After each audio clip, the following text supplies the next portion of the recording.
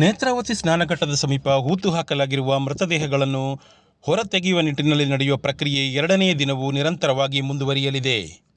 ಮಂಗಳವಾರ ಇಡೀ ದಿನ ಕಾರ್ಯಾಚರಣೆ ನಡೆಸಿದ ಎಸ್ಐಟಿ ತಂಡ ಗುರುತಿಸಲಾಗಿದ್ದ 1ನೇ ಸ್ಥಳದಲ್ಲಿ ಅಗೆಯುವ ಕಾರ್ಯವನ್ನು ಮಾಡಿದ್ದರು.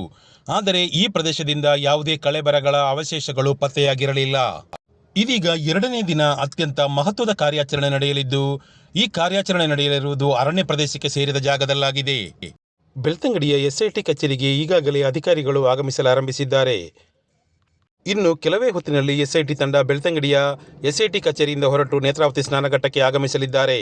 ಸಾಕ್ಷಿ ದೂರುದಾರ ಗುರುತಿಸಿದ 1ನೇ ಸ್ಥಳದಲ್ಲಿ ಅಗೆಯುವ ಕಾರ್ಯವನ್ನು ನಿನ್ನೆ ನಡೆಸಲಾಗಿದ್ದು, ಇಂದು 2ನೆಯ ಪಾಯಿಂಟ್ನಲ್ಲಿ ಅಗೆಯುವ ಕಾರ್ಯ ನಡೆಯಲಿದೆ. ಆರಂಭದಲ್ಲಿ ಗುರುತಿಸಲಾಗಿದ್ದ ಸ್ಥಳ ಕಂದಾಯ ಇಲಾಖೆಗೆ ಸೇರಿದ ಸ್ಥಳವಾಗಿದ್ದು, ಇಲ್ಲಿ ಹಿಟಾಚಿಯನ್ನು ಬಳಸಿ ಅಗೆಯುವ ಕಾರ್ಯವನ್ನು ನಡೆಸಲಾಗಿತ್ತು. ಲಭ್ಯ ಮಾಹಿತಿಯಂತೆ ಇಂದು ಅಗೆತ ನಡೆಸಬೇಕಾಗಿರುವ ಸ್ಥಳ ಅರಣ್ಯ ಇಲಾಖೆಗೆ ಸೇರಿದ ಜಾಗವಾಗಿದೆ. ಅರಣ್ಯ ಇಲಾಖೆಗೆ ಸೇರಿದ ಸ್ಥಳವಾಗಿತ್ತು ಮತ್ತು ದಟ್ಟ ಕಾಡಿನ ನಡುವೆ ಈ ಸ್ಥಳಗಳು ಇರುವುದಾಗಿ ಮಾಹಿತಿಗಳು ಲಭ್ಯವಾಗುತ್ತಿದೆ. ಕಾಡಿನ ನಡುವೆ ಜೆಸಿಬಿಯನ್ನು ಉಪಯೋಗಿಸಿ ಅಗೆತ ಮಾಡಿದರೆ ಅರಣ್ಯದ ಮೂಲ ರಚನೆಗಳಲ್ಲಿ ಬದಲಾವಣೆಯಾಗುವ ಹಿನ್ನೆಲೆಯಲ್ಲಿ ಅರಣ್ಯ ಇಲಾಖೆ ಇಲ್ಲಿ ಹಿಟಾಚಿಯನ್ನು ಉಪಯೋಗಿಸಲು ಅವಕಾಶ ನೀಡಲಿದೆ ಎಂಬುದು ಕುತೂಹಲದ ವಿಚಾರವಾಗಿದೆ. ಅರಣ್ಯ ಇಲಾಖೆ ಅಧಿಕಾರಿಗಳು ಮತ್ತು ಎಸ್ಐಟಿ ತಂಡದ ನಡುವೆ ಈ ಬಗ್ಗೆ ಹಲವು ಸುತ್ತಿನ ಚರ್ಚೆಗಳು ನಡೆದಿರುವುದಾಗಿ ಮಾಹಿತಿಗಳು ಲಭ್ಯವಾಗುತ್ತಿದೆ. ಅರಣ್ಯದೊಳಗೆ ಯಂತ್ರಗಳು ಪ್ರವೇಶಿಸಿ ಅಗೆಯುವ ಕಾರ್ಯವನ್ನು ನಡೆಸಲು ಅರಣ್ಯ ಇಲಾಖೆಯ ಅನುಮತಿ ಲಭಿಸದಿದ್ದಲ್ಲಿ ಮುಂದಿನ ಹಂತವಾಗಿ ಕಾರ್ಮಿಕರನ್ನು ಉಪಯೋಗಿಸಿಯೇ ಈ ಪ್ರದೇಶದಲ್ಲಿ ಅಗೆಯುವ ಕಾರ್ಯವನ್ನು ನಡೆಸಲು ಎಸ್ಐಟಿ ತಂಡ ಸಿದ್ಧತೆ ನಡೆಸುತ್ತಿರುವುದಾಗಿಯೂ ತಿಳಿದು ಬಂದಿದೆ.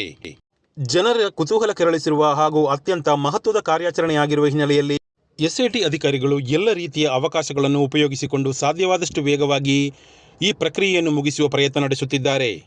ಎಸ್ಐಟಿ ತಂಡದ ಕಾರ್ಯಾಚರಣೆಗೆ ಅರಣ್ಯ ಇಲಾಖೆ ಅಧಿಕಾರಿಗಳು ಎಲ್ಲ ರೀತಿಯ ಸಹಕಾರವನ್ನು ನೀಡುತ್ತಿದ್ದಾರೆ. ಆದರೆ ಅರಣ್ಯಕ್ಕೆ ಸಂಬಂಧಿಸಿದ ಕಾನೂನುಗಳು ಅತ್ಯಂತ ಬಿಗುವಾಗಿದೆ.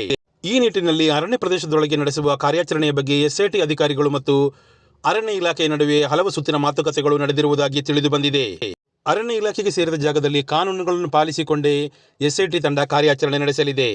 ಯಂತ್ರಗಳನ್ನು ಉಪಯೋಗಿಸಿ ಕಾರ್ಯಾಚರಣೆ ನಡೆಸಲು ಅರಣ್ಯ ಇಲಾಖೆಯ ಅನುಮತಿ ಲಭಿಸದಿದ್ದಲ್ಲಿ ಜನರನ್ನು ಉಪಯೋಗಿಸಿಕೊಂಡೇ ಇಲ್ಲಿ ಅಗೆಯುವ ಕಾರ್ಯಕ್ಕೆ ಇಂದು ಎಸ್ಐಟಿ ತಂಡ ಮುಂದಾಗುವ ನಿರೀಕ್ಷೆ ಇದೆ.